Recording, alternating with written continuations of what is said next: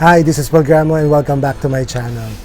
It's a Saturday again, and normally I shoot my vlogs on a Saturday, and this might be uploaded on a Friday because I have to edit it and all. So I just want to share this excitement that I feel every time I watch this particular YouTube channel, Yes Theory. So shout out to Yes Theory.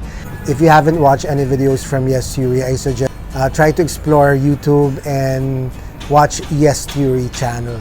Of course, after finishing my vlog. So I just want to share this excitement because of how they try to present their videos in a very funny but inspiring way. Makikita mo talaga sa kanila ang magkakaibigan yung enthusiasm in doing this content and in trying to create this movement of seekers, of discomfort, which really inspire people to get out of their comfort zones and to say yes to opportunities, to try new experiences, to try new adventures, to do things that will make you feel uncomfortable, because we know that the best way to learn is outside of our comfort zone. They don't need promotion. This is just me sharing this channel in my channel because I feel that sometimes most of us are prevented to try new things because we have fears which may sometimes be valid. Di ba? Kasi minsan namin natin gustong gawin pero natatakot tayo. We fear what other people will say, or sometimes we actually fear the actual thing to do. Every time I watch Yes Theory, I feel empowered to do things like my vlogging. In the midst of a pandemic, I felt that I wanted to do vlogging. I wanted to try this out, and I just started it. And that is the reason why Yes Theory appealed to me, because I felt that sometimes in life you just have to do it. Sorry. You just have to start. You just have to begin. The moment that you begin, the excitement grows. The more you get into that kind of feeling of enthusiasm, of trying things out and making it work. I admire how they try to push their limits, but in a very fun way. When you watch Yes Theory go into these new adventures, you would also ask yourself, why am I not doing enough? When I was younger, when I was of this age of this people in Yes Theory, I really traveled a lot, and that was one of the things that I really wanted to do, because I know, and I keep on mentioning it on my vlog, we regret the things that we have not done rather than the things that we have done. So when I felt like I wanted to see the world at the age of 23, I did everything I could in order to make it work. And I had to travel with a friend. It was the first time for the two of us to be out of the country. That's the thing about going after something that you like.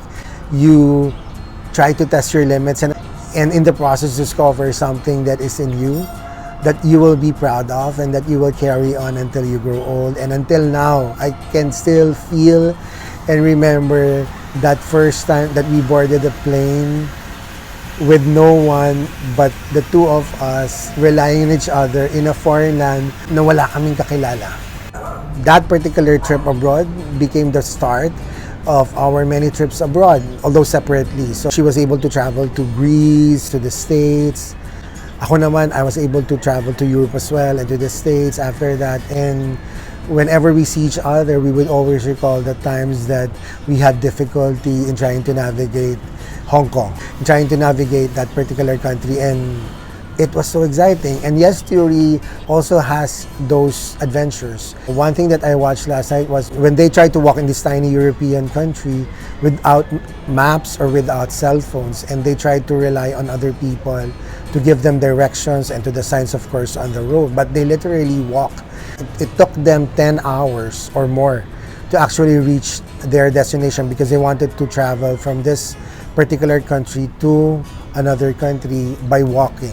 It really exhausted whatever means they have in order to reach that destination, and they relied on the kindness of strangers. For Google Maps or Waze, lumaki naman tayo dito na nagtatanong lang talaga tayo, di ba? We stop by the road, ask a stranger on that particular area kung saan pwedeng dumaan. And that is the reason why I think most Pinoys would still do that. No? So one thing I like about this Yes Theory, every time they present their content in a very fun way, you enjoy the videos, you enjoy the adventure.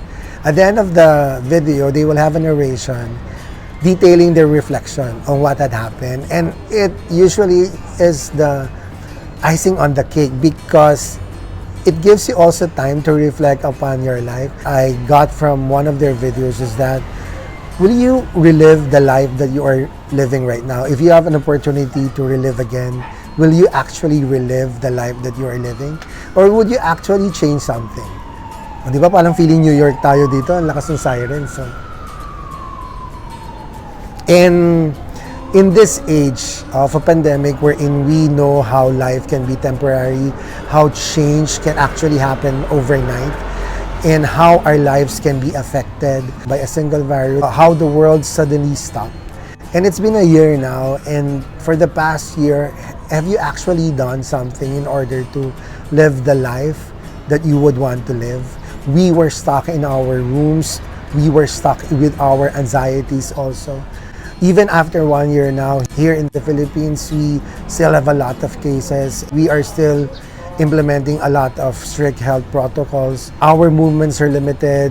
I was so glad that I was able to travel long before this virus because I get to see a lot of places. But what do we do now? What do we do now? And one of the things that I did this year, as I've told you, was to create this vlog, which was outside of my comfort zone. And every time, like today, I told myself I have to create a vlog, and then I said I'll talk about Yes Theory.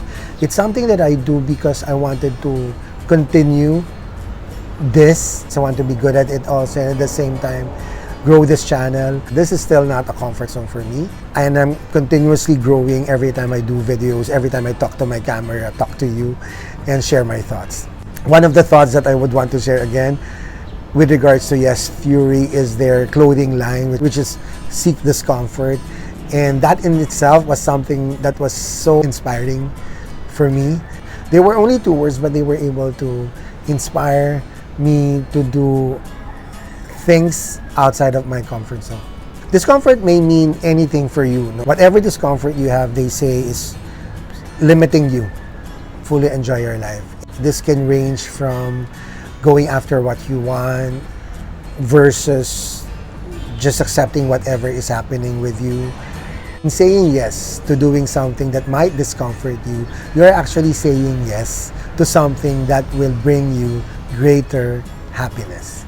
Isa pa sa mga kinatuwang kong episode is that when they were able to dare Will Smith to bungee jump from a helicopter, and Will Smith chose the Grand Canyon to do that, and it was so amazing to watch because you can see there that there is fear in doing this particular dare, but you still go through it. And we all know that courage is not the absence of fear. It is actually facing the fear and doing it anyway. That is one of the themes of their channel. It's like love over fear.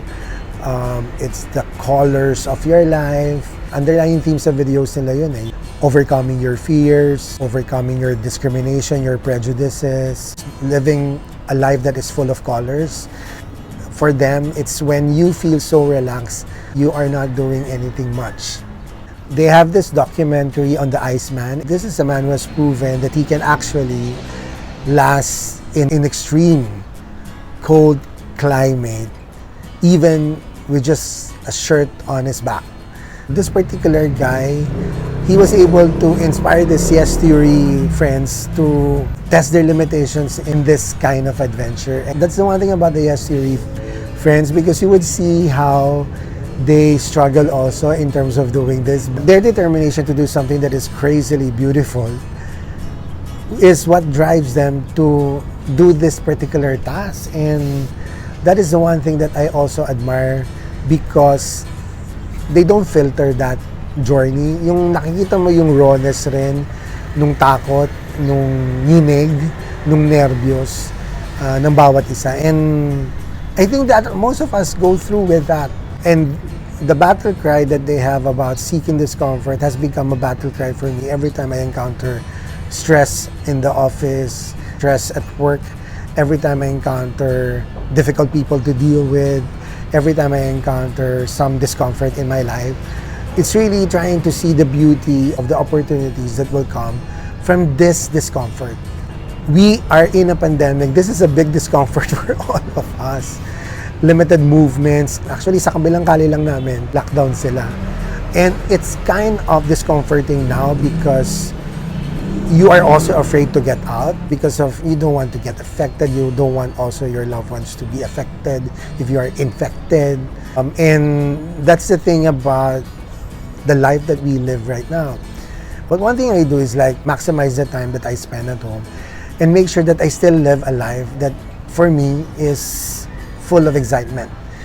And this vlogging, I'm telling you, thank you very much for accompanying me every time you watch this channel, because this vlogging also makes me feel good about living this life even in a lockdown, even in a pandemic. And I hope that I continue to reach out to you. I continue to have conversations with you, and you having conversations with me. So I hope that you are also trying to live a life even in the midst of all these health protocols, even in the midst of fear and anxieties because of this pandemic. Nakita niyo yung siren? I hope everything is okay with whatever is happening. Anyway, yung lakas, no? Yung narinig niyo. Pag nasa taas talaga ako, and you can hear everything. You know? Most of us are fortunate to have work from home, and I'm one of them, so I get to stay at home. But if I have to go out, probably that will be for the grocery, or I'm craving for a cup of coffee in the convenience store. Sa kanto lang naman namin. And make sure that I am wearing double mask now. No, hindi na ako nagsisingle mask. And of course, the face shield. Ang take ko kasi doon is that you can still do things. You can still go out of the house as long as you practice the health protocols. But most of the time that I'm at home, I try to be very productive. I reread books now. I'm rereading a lot of books that I have right now. So I just reread Rich Dad Poor Dad. I'm rereading now The Richest Man in Babylon. Aside from that, of course, the work that I have to do. Okay. So even if there's like work from home, even if you do the mundane things or the routines that you have, I think what the Yes Theory channels is encouraging us is to do something new, to do something outside of what you are doing right now. They're not saying that you should stop whatever you're doing that is boring. They're just saying that make your life exciting. No, if you feel that your life is boring right now, make it exciting. Do something that will excite you. And in one way or another, you get to have that zest for life also. I just want to share that channel. So I'm a big fan of Yes Theory. Shout out to them. And YouTube is so huge. It has millions of channels, I think. And if you can go to channels that will inspire you, that will put value in your life, that will be great. And I hope that you can check out Yes Theory if you haven't checked it out. And of course, like and subscribe. Also want to have that vibe in my channel. So sa kasabi naman nila, I can find my journey in YouTube. And this is my journey. I just want to attract that vibe of Yes Theory in my channel. And I hope that I can.